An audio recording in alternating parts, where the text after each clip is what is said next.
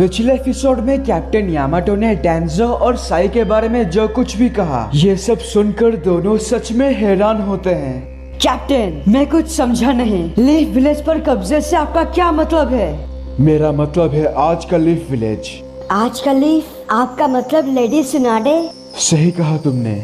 मैं अभी तक कुछ भी समझा नहीं कैप्टन। वो साई का बॉस डेंजो या डेंजो, उसका नाम जो भी कुछ है, वो थर्ड होकागे उनके खिलाफ था, पर हिडन लीफ पर कब्जा किस खुशी में करेगा? और दादी सुनाडे के साथ वो कुछ क्यों करेगा?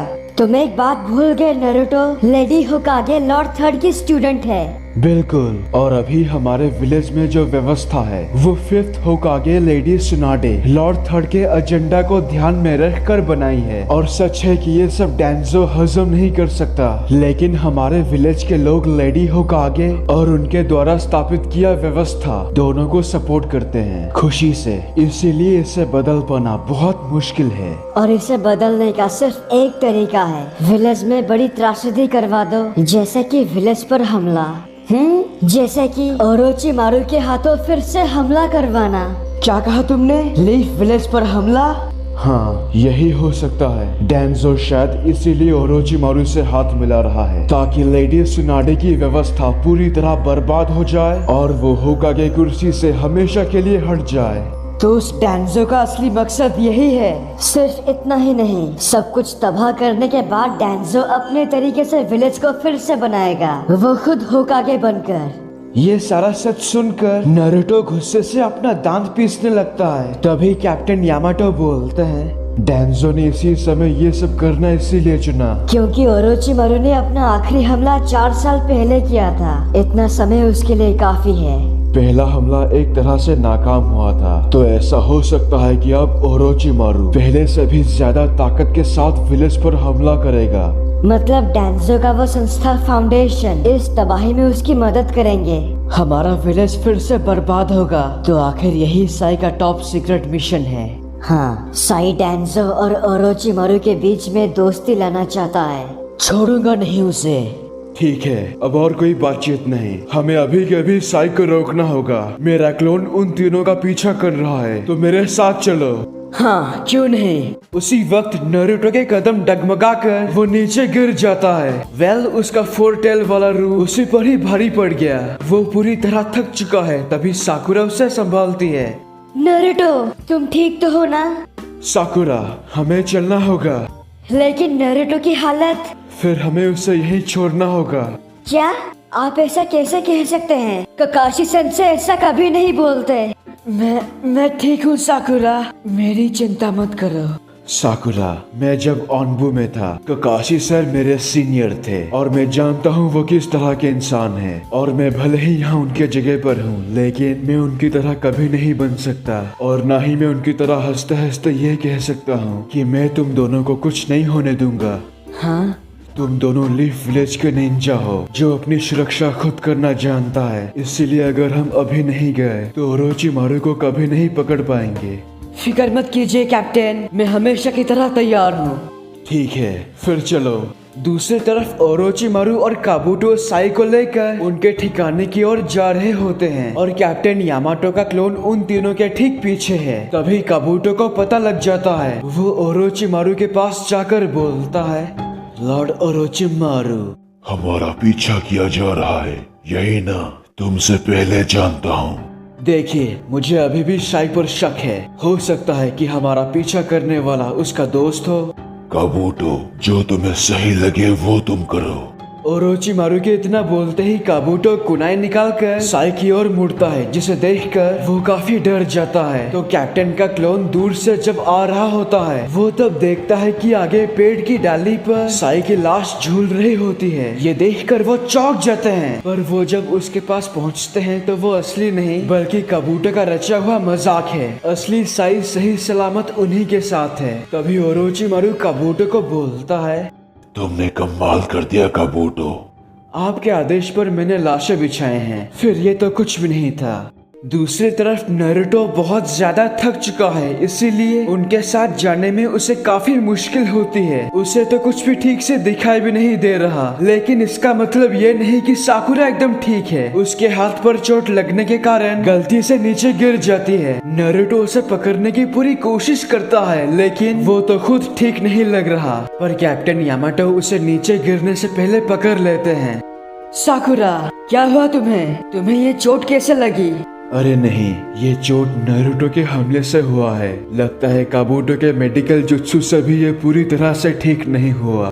ये तो ओरोचिमारू के हमले से हुआ है। साकुरा, तुम भी ना? हे दोस्तों, मैंने अपना फैसला बदल दिया। चलो थोड़ा ब्रेक ले ही लेते हैं।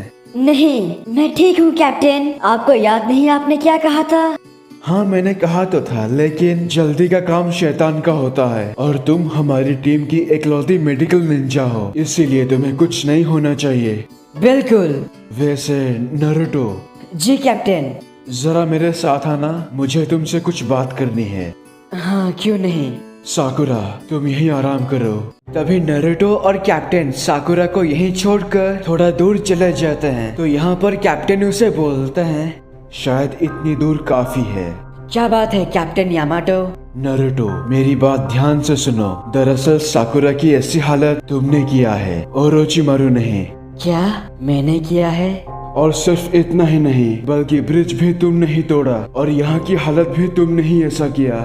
लेकिन साकुरा। साकुरा ने तुम्हें झूठ कहा, पर सच कहूँ तो साकुरा के चोट का जिम्मेदार मैं खुद हूँ, क्योंकि मुझे टीम का काशी के कैप्टन के रूप में चुना गया था, ताकि ऐसी हालत में तुम सबकी मदद कर सकूं। मेरे पास एक खासियत है जिससे मैं तुम्हारे 9 टेल चाक्रा को काबू कर सकता हूँ, इसीलिए चिंता मत करो। पर तुम्हें आज ही फैसला करना होगा। नारुतो, देखो, 9 टेल चाक्रा के इस्तेमाल से तुम सास्के तक आसानी से पहुँच जाओगे, लेकिन तुम अगर ऐसे ही उसके ताकत पर निर्भर रहोगे तो परेशानी तुम्हें होगी। तुम अपने दोस्तों की जान खतरे में डाल दोगे बार बार, जैसे आज हुआ। नारुतो, दरअसल तुम्हें एक बहुत बड़ी गलतफहमी है। तुम ऐसा सोचते हो कि 9 टेल की ताकत तुम्हारी ताकत है, उसके बिना तुम कुछ नहीं, पर ऐसा नहीं है। तुम्हें खुद मेहनत करके ताकतवर होना चाहिए। अगर सास्के और साकुरा को बचाना चाहते हो तो अपनी खुद की ताकत से बचाओ, ना कि 9 टेल फॉक्स के। समझ गए? कैप्टन नारुतो को समझाने के बाद वो दोनों फाइनली स्ट्रैटेजी बनाते हैं। यहाँ पर साकुरा को याद आती है कि साई का सामान जिसमें उसका पिक्चर बुक है वो उसके पास है। वो तुरंत उस पिक्चर बुक को निकालकर उसे खोल के देखने लग जाती है। कुछ समझ में नहीं आ रहा, ये है क्या? नारुतो, कैप्टन, जरा यहाँ आना। साकुरा के बुलाते ही वो दोनों उसके पास जाते हैं। अरे ये तो साई की पिक्चर बुक है जो खुद उसी ने बनाई। साकुरा, ये काम आ सकती है। अगर हम इस किताब को समझ गए तो साई को और भी अच्छे से जान सकते हैं।